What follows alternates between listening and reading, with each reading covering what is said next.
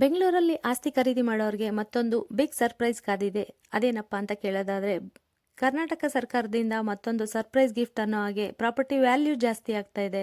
ಹಾಗಾಗಿ ಸಾಮಾನ್ಯ ಜನತೆ ಪ್ರಾಪರ್ಟಿನ ಖರೀದಿ ಮಾಡೋಕ್ಕೆ ಸಾಧ್ಯನೇ ಆಗಲ್ಲ, ಅಷ್ಟೊಂದು ಬೆಲೆ ಏರಿಕೆ ಜಾಸ್ತಿ ಆಗ್ತಾ ಇದೆ.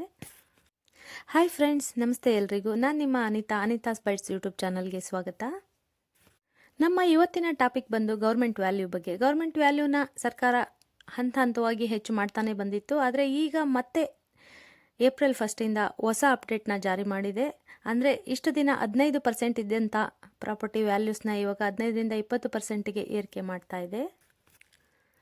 ಇಷ್ಟು ದಿನ ಇದ್ದಂಥ ಗೌರ್ಮೆಂಟ್ ವ್ಯಾಲ್ಯೂಸು ಇನ್ನು ಮುಂದೆ ಇರಲ್ಲ. ಕೃಷಿ ಭೂಮಿ ಇರ್ಬೋದು, ಕೃಷಿಯೇತರ ಭೂಮಿ ಇರ್ಬೋದು, ಅಥವಾ ಕಟ್ಟಡಗಳು ಅಥವಾ ಫ್ಲಾಟ್ಗಳು ಏನೇ ಆಗಿದ್ರೂ ಅದರಲ್ಲಿ ಭಾರಿ ಪರಿಷ್ಕರಣೆನ ತರಲಿಕ್ಕೆ ಕಂದಾಯ ಇಲಾಖೆ ಮುಂದಾಗಿದೆ. ಹೀಗಿರುವಾಗ ಹೊಸ ಗೈಡ್ಲೈನ್ ಪ್ರಕಾರ ಪ್ರಾಪರ್ಟಿ ವ್ಯಾಲ್ಯೂ ಜಾಸ್ತಿ ಆದರೆ ಇದ್ರ ನೇರ ಹೊಣೆನ ಖರೀದಿದಾರರೇ ಹೊರಬೇಕಾಗತ್ತೆ. ಸಹಜವಾಗಿಯೇ ಗೌರ್ಮೆಂಟ್ ವ್ಯಾಲ್ಯೂ ಜಾಸ್ತಿ ಆದ ನಂತರ ಸೈಟು, ಮನೆ ಅಥವಾ ಫ್ಲಾಟ್ಗಳ ಬೆಲೆನೂ ಕೂಡ ಏರಿಕೆ ಆಗೇ ಆಗುತ್ತೆ. ಹಾಗಾಗಿ ಅದ್ರ ಬಿಸಿನೂ ಕೂಡ ಜನಗಳು ಅನುಭವಿಸಲೇಬೇಕು. ಹಾಗಿದ್ಮೇಲೆ ಇದೆಲ್ಲ ಜಾಸ್ತಿ ಆಗೇ ಆಗುತ್ತೆ. ಇದೆಲ್ಲ ಜಾಸ್ತಿ ಆದಮೇಲೆ ಸ್ಟಾಂಪ್ ಡ್ಯೂಟಿ ಇರ್ಬೋದು, ಹಾಗೆ ನೋಂದಣಿ ಶುಲ್ಕಗಳಿರ್ಬೋದು, ಅದು ಕೂಡ ಸಹಜವಾಗಿಯೇ ಏರಿಕೆ ಆಗೇ ಆಗುತ್ತೆ. ಹಾಗೆಯೇ ಆರ್ಥಿಕ ತಜ್ಞರು ಕೂಡ ಇದೇ ಅಭಿಪ್ರಾಯನ ವ್ಯಕ್ತಪಡಿಸಿದ್ದಾರೆ. ಇದೆಲ್ಲವೂ ಸಹಜವಾಗಿಯೇ ಏರಿಕೆ ಆದಮೇಲೆ ಇನ್ನು ಸಾಮಾನ್ಯ ಜನತೆ ಸೈಟು ಅಥವಾ ಮನೆಯನ್ನು ಖರೀದಿ ಮಾಡೋದು ಬಹಳಷ್ಟು ಕಷ್ಟ ಇದೆ. ಹಾಗಾಗಿ ಮನೆ ಅಥವಾ ಸೈಟುಗಳು ಸಾಮಾನ್ಯ ಜನತೆಯ ಕೈಗೆಟುಕೋದು ತುಂಬಾ ಕಷ್ಟ ಅಂತ ಕೂಡ ಅಭಿಪ್ರಾಯನ ವ್ಯಕ್ತಪಡಿಸಿದ್ದಾರೆ. ಗೌರ್ಮೆಂಟ್ ವ್ಯಾಲ್ಯೂ ಜಾಸ್ತಿ ಆಗುತ್ತೆ ಅಂತ ಗೊತ್ತಾಯಿತು, ಹಾಗೆಯೇ ನೋಂದಣಿ ಶುಲ್ಕಗಳು ಜಾಸ್ತಿ ಆಗುತ್ತೆ ಅಂತ ಗೊತ್ತಾಯಿತು. ಅದರೊಟ್ಟಿಗೆ ಮನೆ ಅಥವಾ ಸೈಟ್ಗಳು ಅಥವಾ ಫ್ಲಾಟ್ಗಳ ಬೆಲೆ ಏರಿಕೆ ಕೂಡ ಆಗುತ್ತೆ ಅನ್ನೋದು ಕೂಡ ತಿಳ್ಕೊಂಡಾಯಿತು. ಹಾಗಿದ್ರೆ ಎಷ್ಟು ಪ್ರಮಾಣದಲ್ಲಿ ಹೆಚ್ಚು ಮಾಡ್ತಾರೆ ಅನ್ನೋದನ್ನು ಸವಿವರವಾಗಿ ತಿಳ್ಕೊಳ್ಳೋಣ. ಅದನ್ನು ಟೈಪ್ ಮಾಡಿ ಕೂಡ ಹಾಕಿದ್ದೀನಿ, ಹಾಗೆ ನಾನು ಒಂದ್ಸರಿ ಹೇಳಿಬಿಡ್ತೀನಿ.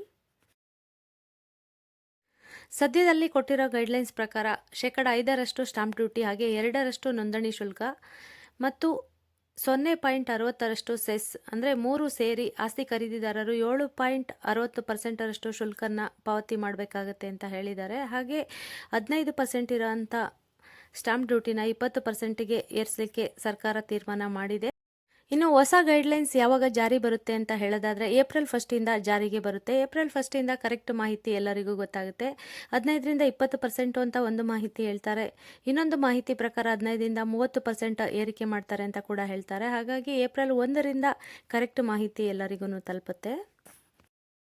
ಇದಿಷ್ಟೇ ಅಲ್ಲದೆ ಕಂದಾಯ ಇಲಾಖೆಯ ಗೈಡ್ಲೈನ್ಸ್ ಪ್ರಕಾರ ಪ್ರತಿ ವರ್ಷ ಸ್ಟಾಂಪ್ ಡ್ಯೂಟಿನ ಬದಲಾವಣೆ ಮಾಡ್ತಾರೆ ಅಂತ ಕೂಡ ಹೇಳ್ತಿದ್ದಾರೆ. ಹಾಗಾಗಿ ಇನ್ನು ಮುಂದಿನ ಬದಲಾವಣೆಗಳನ್ನ ಅವಾಗವಾಗ ನಾವು ವೀಕ್ಷಣೆ ಮಾಡ್ತಿರ್ಬೇಕಾಗತ್ತೆ. ಗೌರ್ಮೆಂಟ್ ವ್ಯಾಲ್ಯೂ ಹೆಚ್ಚಾಗಿರೋ ಕಾರಣನೇ ಸ್ಟಾಂಪ್ ಡ್ಯೂಟಿ ಇರ್ಬೋದು, ಹಾಗೆ ರಿಜಿಸ್ಟ್ರೇಷನ್ ಫೀಸ್ ಇರ್ಬೋದು ಹೆಚ್ಚಾಗಿದೆ. ಹಾಗಾಗಿ ಕಂದಾಯ ಇಲಾಖೆ ಕೊಟ್ಟಿದ್ದಂಥ ಟಾರ್ಗೆಟನ್ನು ನೋಂದಣಿ ಇಲಾಖೆ ರೀಚ್ ಆಗೋಕ್ಕೆ ಆಗಿಲ್ಲ. ಹಾಗಾಗಿ ಇಷ್ಟೆಲ್ಲ ಬೆಲೆ ಏರಿಕೆಯ ಬಿಸಿನ ಸಾಮಾನ್ಯ ಜನತೆ ಕೂಡ ಅನುಭವಿಸೋ ಹಾಗಾಗಿದೆ. ಹಾಗಿದ್ರೆ ಈ ಹಿಂದೆ ಎಷ್ಟಿತ್ತಪ್ಪ ಗೌರ್ಮೆಂಟ್ ವ್ಯಾಲ್ಯೂ ಅಂತ ಕೇಳೋದಾದರೆ 2023 ಹಾಗೆ ಅಕ್ಟೋಬರ್ ತಿಂಗಳಲ್ಲಿ 12% ಇದ್ದಂಥ ಗೌರ್ಮೆಂಟ್ ವ್ಯಾಲ್ಯೂನ 15%ಗೆ ಏರಿಕೆ ಮಾಡಲಾಗಿತ್ತು. ಈಗ ಅಂದರೆ 2026 ಏಪ್ರಿಲ್ಗೆ 15%ಇಂದ 20% ಅಥವಾ 30% ರೈಸ್ ಮಾಡ್ತಾರೆ ಅಂತ ಕೂಡ ಹೇಳ್ತಾ ಇದ್ದಾರೆ. ಈ ಹೊಸ ಮಾಹಿತಿ ಏಪ್ರಿಲ್ 1 ಜಾರಿಗೆ ಬರುತ್ತೆ. ಆದರೆ ನೋಂದಣಿ ಇಲಾಖೆಗೆ ಸಂಬಂಧಪಟ್ಟಂಥ ಪ್ರತಿ ವಿಷಯಗಳಲ್ಲೂ ಹೊಸ ಅಪ್ಡೇಟ್ಸ್ ಆಗ್ತಾನೆ ಇದೆ. ಆದರೆ ನಿಜವಾಗ್ಲೂ ಕೆಲಸಗಳು ನಿಧಾನಗತಿಯಲ್ಲಿ, ಅಂದರೆ ಮಂದಗತಿಯಲ್ಲೇ ಸಾಗ್ತಾ ಇದೆ. ಯಾವ ಕೆಲಸಗಳು ಕೂಡ ಪರಿಪೂರ್ಣವಾಗಿ ಆಗ್ತಾ ಇಲ್ಲ. ಸಬ್ ರಿಜಿಸ್ಟರ್ ರಿಲೇಟೆಡ್ ಆಗಿರೋ ಅಂಥ ಆಫೀಸ್ಗಳಿರ್ಬೋದು, ಅದನ್ನೇ ನಂಬ್ಕೊಂಡಿರೋಂಥ ಬ್ರೋಕರ್ಸ್ ಇರ್ಬೋದು, ವೆಂಡರ್ಸ್ ಇರ್ಬೋದು, ಏನೇ ಕೆಲಸ ಮಾಡೋ ಅಂಥ ಚಿಕ್ಕ ಪುಟ್ಟ ಕೆಲಸ ಮಾಡ್ತಿದ್ದವರೆಲ್ಲರೂ ಇವತ್ತು ಬೀದಿ ಬಿದ್ದಿರೋದು ಸುಳ್ಳಲ್ಲ. ಹಾಗಾಗಿ ತುಂಬ ಜನ ಈ ಹೊಸ ಅಪ್ಡೇಟಿಂದ ಕೆಲಸದಿಂದ ವಂಚಿತರಾಗಿರೋದಂತೂ ಸತ್ಯ. ಹೊಸ ಅಪ್ಡೇಟ್ಸ್ ಏನೋ ಆಗ್ತಾ ಇದೆ, ಆದರೆ ಅದು ಕಾರ್ಯಗತ ಆಗ್ತಾ ಇದೆಯಾ? ಖಂಡಿತ ಇಲ್ಲ. ಕಾರ್ಯಗತ ಆಗುವಲ್ಲಿ ಸಾಕಷ್ಟು ಪ್ರಾಬ್ಲಮ್ಗಳಿದೆ. ಈ ಸಾಕಷ್ಟು ಪ್ರಾಬ್ಲಮ್ಗಳನ್ನ ಫೇಸ್ ಮಾಡಿ ಇದೆಲ್ಲ ಸರಾಗವಾಗಿ ನಡ್ಕೊಂಡು ಹೋಗ್ಲಿಕ್ಕೆ ಇನ್ನು ಎಷ್ಟು ವರ್ಷಗಳು ತಗೊಳುತ್ತೋ ಅಥವಾ ಎಷ್ಟು ತಿಂಗಳುಗಳು ತಗೊಳುತ್ತೋ ಗೊತ್ತಿಲ್ಲ. ಎಲ್ರಿಗೂ ಗೊತ್ತಿರೋ ಪ್ರಕಾರ ಆನ್ಲೈನ್ ನೋಂದಣಿ ವ್ಯವಸ್ಥೆ ಜಾರಿಯಾಗಿತ್ತು. ಅಂದರೆ ಕಾವೇರಿ 2.0 ವರ್ಷನ್ನಲ್ಲಿ ಆನ್ಲೈನಲ್ಲಿ ನೋಂದಣಿ ಮಾಡ್ತಾ ಇದ್ವಿ. ಆವಾಗ ರೆವಿನ್ಯೂ ರಿಜಿಸ್ಟ್ರೇಷನ್ ಕೂಡ ಸ್ಟಾಪ್ ಆಗಿತ್ತು. ಕೆಲಸಗಳು ಅಲ್ಲಿಂದನೇ ನಿಧಾನಗತಿಯಲ್ಲಿ ಸಾಗಲಿಕ್ಕೆ ಶುರುವಾದವು. ಅದಾದ ನಂತರ ಈಗ ಕಾಗದ ರಹಿತ ನೋಂದಣಿ ವ್ಯವಸ್ಥೆ ಅಂತ ಜಾರಿ ಮಾಡಿದ್ದಾರೆ. ಅಷ್ಟೇ ಅಲ್ಲದೆ ಖಾತೆ ಇಲ್ಲದೇ ಯಾವ ಪ್ರಾಪರ್ಟಿನೂ ರಿಜಿಸ್ಟರ್ ಆಗಲ್ಲ. ಹಾಗಾಗಿ ಖಾತೆ ಮಾಡಿಸ್ಬೇಕು ಅಂದರೆ ಖಾತೆ ಕೂಡ ಆನ್ಲೈನಲ್ಲಿ ಸರಿಯಾಗಿ ಅಪ್ಲೋಡ್ ಆಗ್ತಾ ಇಲ್ಲ. ಖಾತೆ ಆಗಲಿಕ್ಕೂ ಕೂಡ ಸಾಕಷ್ಟು ಪ್ರಾಬ್ಲಮ್ಗಳು ಆನ್ಲೈನಲ್ಲಿ ಎದುರಾಗ್ತಾ ಇದೆ. ಹಾಗಾಗಿ ಖಾತೆ ಆಗಿಲ್ಲ ಅಂದರೆ ರಿಜಿಸ್ಟರ್ ಆಗಲ್ಲ. ಇದೇ ರೀತಿ ಆದರೆ ನೋಂದಣಿ ವ್ಯವಸ್ಥೆ ಎಲ್ಲಿಗೆ ಹೋಗಿ ಮುಟ್ಟುತ್ತೋ ಗೊತ್ತಿಲ್ಲ.